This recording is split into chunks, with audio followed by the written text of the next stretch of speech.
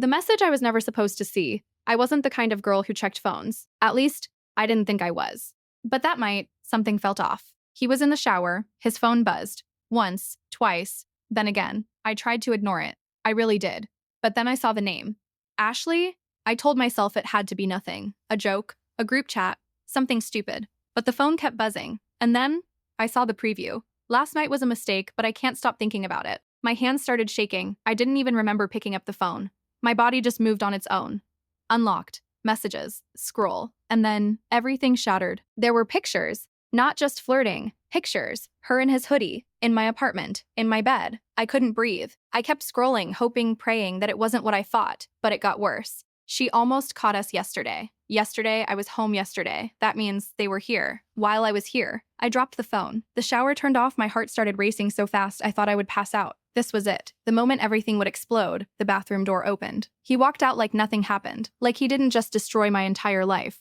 And the worst part? He smiled at me. I should have screamed. I should have told him I knew everything, but I didn't. Instead, I smiled back. Hey, I said, like nothing was wrong. He walked over, kissed my forehead, the same lips that touched her. I felt sick. I'm going to grab food, he said casually. You want anything? I nodded. Yeah, sure. He grabbed his keys and left. The second the door closed, I broke. I collapsed on the floor, shaking, crying so hard I couldn't even make a sound. But then, something inside me changed. The pain didn't go away. It turned into something else. Something colder. Something dangerous. I wiped my tears, picked up my phone, and opened Ashley's contact. If they thought they could do this to me, they had no idea who they just messed with. By the time he came back, I wasn't crying anymore, not because it didn't hurt, but because something inside me had already broken beyond repair. The tears had stopped, but the silence in my chest, that was worse. I had read everything, every message, every late-night confession, every I miss you that was never meant for me, every picture that made my stomach twist like I was about to throw up. And the worst part, they weren't even trying to hide it anymore. It wasn't just a mistake. It wasn't just one night. It was a pattern,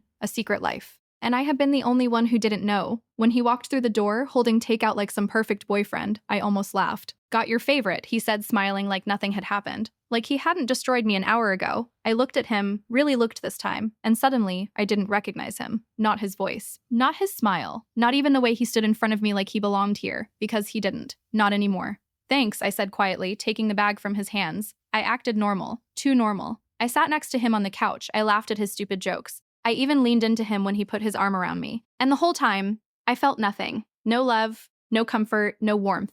Just cold. Pure, calculated cold. Because while he thought everything was fine, I was already planning how to end it. And not just end it, I was going to make sure they both felt exactly what I felt. The next morning, I woke up before him. For a second, I forgot. Everything felt normal, quiet, peaceful. Then I turned my head and saw him sleeping next to me. And it all came crashing back. The messages. The pictures. Her. I got out of bed slowly, careful not to wake him, and walked into the kitchen. My hands were shaking again, but not from sadness this time. From anger. Cold, controlled anger. I picked up my phone and opened Ashley's contact. My thumb hovered over the screen for a second. Then I typed, "Hey babe, I miss you. Want to hang out tonight?" I hit send before I could overthink it. 3 seconds later, typing. Of course, OMG yes. I was literally just thinking about you. I stared at the screen and felt something twist inside me. How could she lie so easily? How could she pretend like nothing happened? Tonight, I replied. Yes. I'll bring wine. Perfect. Exactly what I needed. I walked back into the bedroom. He was awake now, scrolling through his phone. Probably texting her. Morning, he said, smiling. Morning, I replied. I leaned against the doorframe casually. Oh, by the way, Ashley's coming over tonight. For a split second, he froze. It was quick, almost invisible. But I saw it, and that was all I needed? Oh, yeah? He said, forcing a laugh. Cool. Yeah, I smiled sweetly. It's been a while. He nodded, but his eyes, they gave him away. Good. Let him be nervous. Let him wonder. Because tonight, I wasn't going to be the one getting hurt. She showed up right on time. Of course she did. Ashley always loved being punctual, especially when it came to things she shouldn't be doing. The moment I opened the door, she threw her arms around me. I missed you, she said brightly. I hugged her back. Tight, maybe a little too tight. I miss you too, I whispered. And for a second, I wondered if she could feel it. The tension, the anger, the truth sitting right between us. She pulled away, smiling like everything was normal. Like she hadn't been in my bed just days ago. Wow, you look amazing, she said. Thanks, I smiled. Come in. He was already in the kitchen when we walked in. And the second their eyes met, there it was. That look, quick, sharp, full of panic. They tried to hide it, but I saw everything. Every micro-expression, every flicker of guilt. Hey, he said casually. Hey, she replied a little too softly. Perfect. I grabbed 3 glasses. Wine? I asked. Yes, please, she said quickly, letting the silence stretch just enough to make them uncomfortable. Then I raised my glass. To friendship. They hesitated. Just for a moment, then clinked their glasses against mine and smiled. Fake smiles. Both of them. If they only knew. This wasn't a dinner. This was the beginning of the end. We sat at the table like everything was normal, like this was just another girls' night, like she wasn't sleeping with my boyfriend behind my back. I watched them both carefully, every movement, every glance, every breath. At first, they tried to act natural, talking, laughing, smiling. But it didn't last long, because guilt has a way of showing itself no matter how hard you try to hide it. Ashley kept fixing her hair, over and over again, a nervous habit. He wouldn't look at her directly, and when he did, it was quick, too quick. Like they were both afraid of being caught.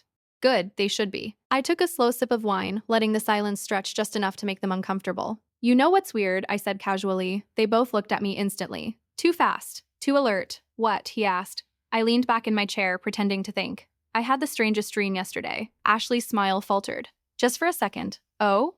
She said, her voice slightly tighter than before. Yeah, I continued, slowly swirling the wine in my glass. I dreamed that you two were together. Silence. Heavy. Thick. Suffocating. I looked up, directly at them, not breaking eye contact. Ashley laughed, but it sounded wrong, forced. Oh my God, that's crazy, she said quickly. Why would you even dream that? I shrugged. No idea. Maybe my brain was trying to tell me something. He shifted in his seat.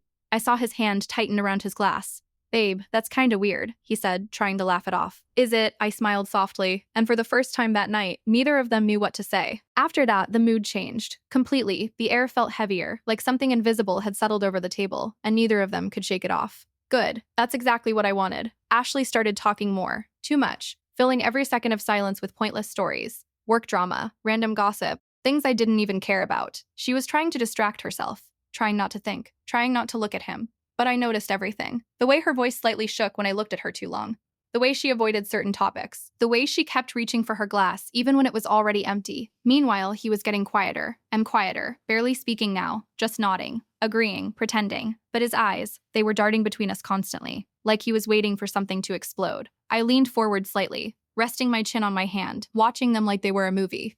You guys are acting weird, I said suddenly. Ashley froze. I what? No, we're not, she said too quickly. He forced a laugh. Yeah, you're imagining things. I tilted my head slightly. Am I? Silence again, this time longer. Near uncomfortable. I smiled. Soft. Almost kind. Relax, I said. It was just a dream. But the way I said it, it didn't sound like reassurance. It sounded like a warning. At some point, Ashley stood up. I'm gonna use the bathroom, she said, avoiding eye contact. Sure, I replied calmly. The second she disappeared down the hallway, I turned to him. Slowly, deliberately. You okay? I asked. He blinked. Yeah, why? I studied his face. Every little detail. You just seem tense. I'm not, he said quickly. Too quickly. I leaned a little closer. Close enough to make him uncomfortable. Are you sure? For a second, he couldn't answer. His jaw tightened. His eyes flicked toward the hallway, like he was checking if she could hear us. I said I'm fine, he muttered. I held his gaze for a few seconds longer, then leaned back like nothing happened. Okay, I smiled. But inside, I knew. He was already breaking. They both were. And the best part, I was just getting started. When Ashley came back, she seemed even more nervous than before, her hands slightly trembling, her smile forced. Good. That means the pressure was working. She sat down and placed her phone on the table, unlocked, screen still glowing, careless. Or maybe too distracted to think. We kept talking. Well, she kept talking. I barely listened, because my eyes kept drifting back to her phone, waiting, watching. And then, it happened. A new message popped up. From him, right in front of me. Stop acting weird. She's gonna notice. For a split second, my heart stopped. Not from pain. From excitement. This was perfect. Ashley didn't notice. She was too busy talking. Too busy pretending. I reached for my glass, and in the same motion, I picked up her phone. Quick, smooth, silent. Opened the message and typed. From her account, too late. My fingers didn't hesitate, not even for a second. I hit send, locked the phone, and placed it back exactly where it was. No one noticed. No one said anything, but I knew. Everything was about to fall apart. A few seconds passed after I sent that message. Then his phone buzzed. The sound cut through the room like a knife. I didn't move, didn't blink, just watched. He picked up his phone slowly, too slowly. Like part of him already knew he wasn't going to like what he'd see. His eyes scanned the screen, and everything changed. His face went pale, not a little. Completely, like all the blood drained out of him in a second. His lips parted slightly, but no words came out. He looked up, straight at Ashley. She froze. What? She asked, her voice shaky. He didn't answer. he couldn't. Because at that moment, he realized something was wrong. Something was very, very wrong. What is it? She asked again, more urgently now. He shook his head quickly. Nothing, he muttered, but it wasn't convincing. Not even close, because I saw it. The panic, the fear, the realization that control was slipping out of his hands. I leaned back in my chair, crossing my legs calmly. Everything okay? I asked softly. He nodded too fast. Yeah, everything's fine. Liar. Ashley grabbed her phone, unlocked it, and the second she read the message, her face changed too. Confusion. Then fear. Then something worse. Understanding. Her eyes slowly lifted from the screen and met mine, and in that moment she knew. Not everything, but enough. I smiled. Not wide, not obvious. Just enough. A quiet, controlled smile. Because now, they were both trapped. The silence after that was unbearable. Heavy. Crushing. No one spoke for a few seconds, but everything had already been said, without words. Ashley put her phone down slowly, too carefully, like it might explode if she moved too fast.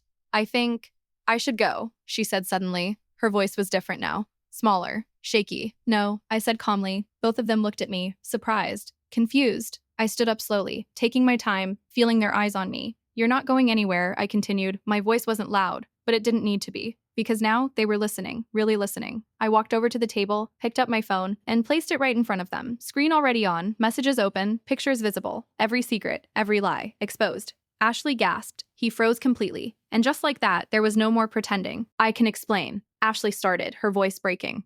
Don't. I cut her off instantly, sharp, cold, final. She stopped immediately because she heard it too. That tone, that finality. He stepped forward. Baby, please, don't call me that. My voice was quieter now, but somehow even more dangerous. I looked at him, straight into his eyes. You lost that right, I said. He swallowed hard. I didn't mean for it to happen. I laughed. Actually laughed. And it didn't sound like me. You didn't mean for it to happen, I repeated slowly. You cheated on me, with her. I pointed at Ashley without even looking. In my apartment, in my bed, silence. No excuses now, no lies left, because everything was already out in the open. I trusted you, I said, my voice softer now, more dangerous. I trusted both of you. Ashley started crying, tears streaming down her face. I'm so sorry, but it was too late. Way too late. You're sorry? I repeated quietly. I turned to Ashley, really looked at her this time, not as my best friend, but as someone I didn't recognize anymore. You didn't seem sorry when you were texting him, I said. She flinched. You didn't seem sorry when you were in my bed. Her shoulders started shaking. I didn't mean to hurt you. Stop lying, I snapped. She froze. You didn't make a mistake, I continued. You made a choice. Every word hit harder, slower, more controlled. And you kept choosing it, again and again. She couldn't even look at me anymore. Good. Because she didn't deserve to. Then I turned to him. And you? He stepped closer, desperate now. Please, we can fix this. Fix this? I stared at him like he was insane. You think this is something you fix? I asked. You destroyed everything. He reached for my hand. Instinctively, like he had done 1,000 times before. But this time, I stepped back. Fast, sharp. Don't touch me. And for the first time that night, he looked truly broken. The room felt different now. Not tense, not heavy, just empty. Like everything that used to matter there had already died. I grabbed my bag slowly, my keys, my phone. Neither of them moved. They just watched, like they didn't know what to do anymore. What are you doing? He asked quietly. I didn't answer right away. I walked toward the door, each step calm, controlled.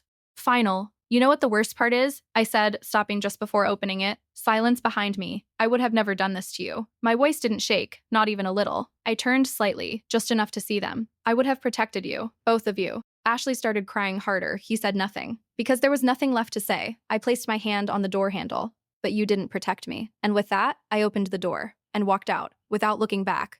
The moment I stepped outside, the air felt different, colder, sharper, real. For a few seconds, I just stood there, my hand still on the door, my heart pounding so hard it almost hurt. I thought I would break down. I thought I would cry again. But I didn't, because something had shifted inside me, completely. I slowly walked away from the apartment. Each step felt strange, like I was leaving behind not just a place, but an entire version of my life. Memories flashed in my head. The first time we met, the nights we stayed up talking, the way I used to feel safe with him. All of it, gone, replaced with one simple truth. It was never what I thought it was. My phone started buzzing. Again and again, his name.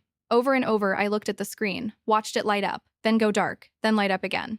I didn't answer, I couldn't. Not because I was weak, but because I was finally strong enough not to. By the time I got home, I had over 20 missed calls, messages, voicemails, all from him, and one from her. Just one. I stared at the screen for a long time, my thumb hovering over the messages. Part of me wanted to read them, to see what they would say. Apologies, excuses, lies, but I already knew all of it. I didn't need to read anything to understand the truth. Still, I opened his messages. Just one.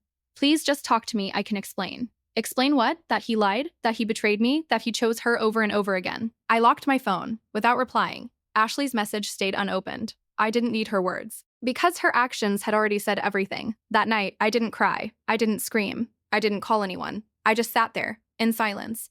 And for the first time, I wasn't thinking about them. I was thinking about myself. 3 days later, there was a knock on my door. I knew it was him. I don't know how. I just felt it. I opened the door slowly, and there he was. Standing there like a stranger, eyes red, face tired. Broken, please, he said immediately. His voice cracked. I need to talk to you. I didn't move. Didn't invite him in. Didn't smile. Didn't soften. There's nothing to talk about, I said calmly. Yes, there is, he insisted. I messed up. I know I did. But we can fix this. That word again. Fix. Like what we had was just a broken object. Something you could glue back together. You don't fix betrayal, I said quietly. He stepped closer, desperate now.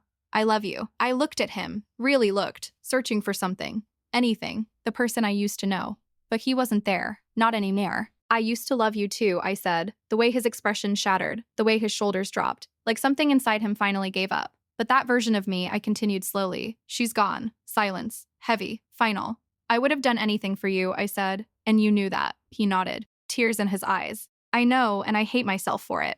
Good, I replied, not loudly, not aggressively, just honestly, because now you understand what you lost. He tried to say something, anything, but no words came out, because there was nothing left to say. I stepped back. Slowly, and reached for the door. This is the last time you'll see me, I said, and then I closed it. Weeks passed, then months. Life moved on, slowly at first, then faster. I heard things, from mutual friends, from random conversations. They didn't last. Of course they didn't. Whatever they had, it was built on lies, on betrayal, on something broken from the start. And things like that, they don't survive. I heard they stopped talking, that it ended badly, that they blamed each other. Funny, after everything they did, they still couldn't make it work. And me? I changed. Not in a sad way, not in a broken way, in a stronger way. I stopped ignoring red flags, stopped losing myself in people who didn't deserve it. I didn't lose him, I lost the illusion. And that was the most important thing I could have lost. Because sometimes, the worst thing that can happen to you is exactly what you need to finally wake up.